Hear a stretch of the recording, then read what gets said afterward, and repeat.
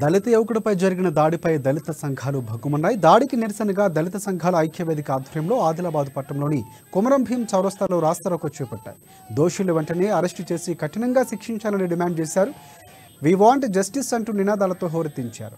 అనాదిగా తన దళితులపై దాడులు పరంపర కొనసాగుతుందని ఐక్యవేదిక ప్రతినిధులు ఆరోపించారు. ఇక బాధ్యతాయుతమైన పదవిలో ఉన్న కౌన్సిలర్ దళిత సామాజిక వర్గానికి చెందిన వంశీ అనే యువకుడిపై హత్యాయత్నం చేయించడం శోచనీయమని, ఈ చర్యను తీవ్రంగా ఖండిస్తున్నామని అన్నారు. కుట్రపూరితంగా జరిగిన ఘటనపై తక్షణమే స్పందించాలని, దీని వెనుక ఎవరున్నా తక్షణమే అరెస్టు చేసి రిమాండ్కు తరలించాలని డిమాండ్ చేశారు. పోలీస్ శాఖ విచారణ పేరుతో కాలయాపన చేయకుండా వెంటనే చర్యలు తీసుకోవాలని పేర్కొన్నారు.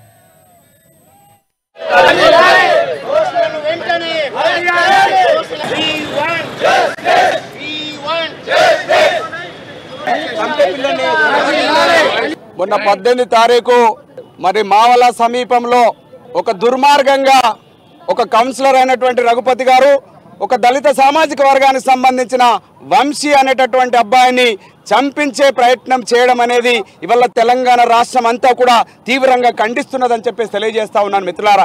ఈ రోజు రాష్ట్రంలో దేశంలో దళితుల మీద దాడి జరగడం అనేది ఇవాళ సహజ సిద్ధంగా కొనసాగుతా ఉన్నది మిత్రులారా.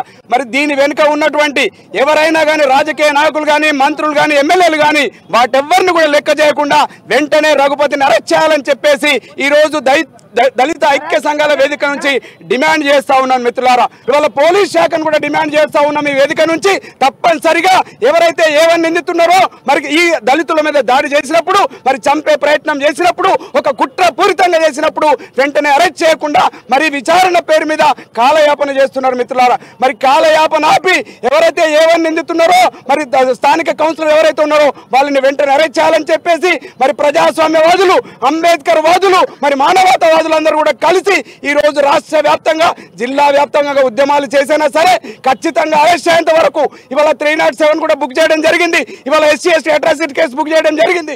ఈ 2 కేసులలో మరి నిందితుల్ని వెంటనే అరెస్ట్ చేయాలి, వాళ్ళకు మరణ శిక్ష విధించాలని చెప్పేసి ఈ రోజు